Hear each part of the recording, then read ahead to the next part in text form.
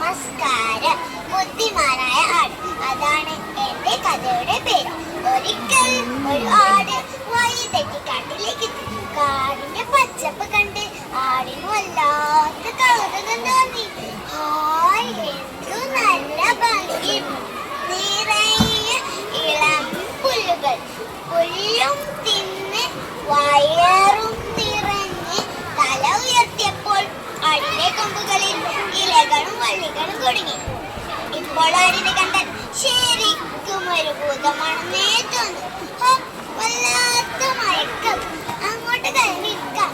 കാട്ടിലാണല്ലേ താനിരുന്നിടാം. ഗുഹയാണെന്ന് അതുണ്ടോ അറിയുന്നോ?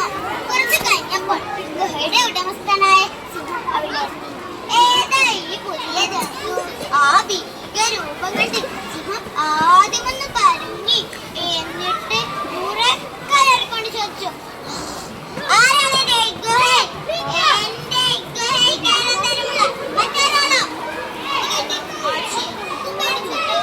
എന്തായാലും മരിക്കും.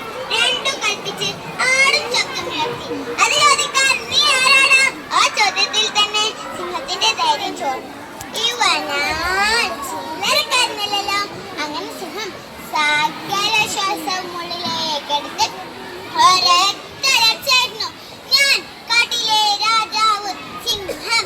എന്റെ ഗുഹയിൽ നിന്നും വേഗം പുറത്തിറങ്ങി. ഉടനെ ആട് ചോദിച്ചു, അപ്പൊ നീയാണല്ലേ സ്വയം രാജാവെന്ന് പറഞ്ഞു നടക്കുന്ന സിംഹം? നീ രാജാവെങ്കിൽ ഞാൻ ചക്രവർത്തി, സകല കാടുകൾക്കും രാജാവ്. നിന്നെ തന്നെ ഞാൻ കാത്തിരിക്കുന്നത്. എത്രയും കേട്ടപ്പോൾ സിംഹം പേടിച്ച് തിരിഞ്ഞോടി. എന്നാൽ ഈ വിശേഷങ്ങൾ കൊളിഞ്ഞു കടിക്കുന്ന കൊടുക്കൻ സിംഹത്തിന്റെ പിന്നാലോടി. രാജാവേ, ഒന്ന് നിന്നാലും അങ്ങ് എങ്ങോട്ടാണ് പരോക്ഷനായി ഓടുന്നത്? നിൽക്കാൻ നേരമില്ല. ആ ചക്രവർത്തി എന്റെ കഥ കഴിക്കും. ചക്രവർത്തിയോ? അതെ, അങ്ങേ ഒരു ജന്തു എന്റെ ഗുഹയിൽ കയറിയിരിപ്പുണ്ട്. എനിക്കാൾ രക്ഷയില്ല. രാജാവില്ലാത്ത മറ്റേതും കണ്ടു നോക്കട്ടെ. സിംഹം പറഞ്ഞു. ഈ സിംഹത്തിന്റെ പണത്തടി മാത്രമേ ഉള്ളൂ, ബുദ്ധി തീരെയില്ല. പ്രഭോ, എന്നാൽ നമ്മുടെ വാലുകൾ തമ്മിൽ കൂട്ടിക്കെട്ടാം. ആ ജന്തു തിന്നുകയാണെങ്കിൽ ആദ്യം എന്നെ തിന്നോട്ടെ. തുർക്കനെയും സിംഹത്തെയും ഒരുമിച്ച് കണ്ട ആടി പ്രാണമായി അവരുടെ വാലുകൾ തമ്മിൽ കൂട്ടിക്കെട്ടിരിക്കുന്ന കണ്ടപ്പോൾ കാര്യം പിടികിട്ടി. അപ്പോ ഇപ്പേറെ തുർക്കന്റെ ദേശത്തിൽ ആ സിംഹം വന്നിരിക്കുന്നു. കാണിച്ചു കൊടുക്കാം. ആട് മനസ്സിൽ മന്ത്രിച്ചു.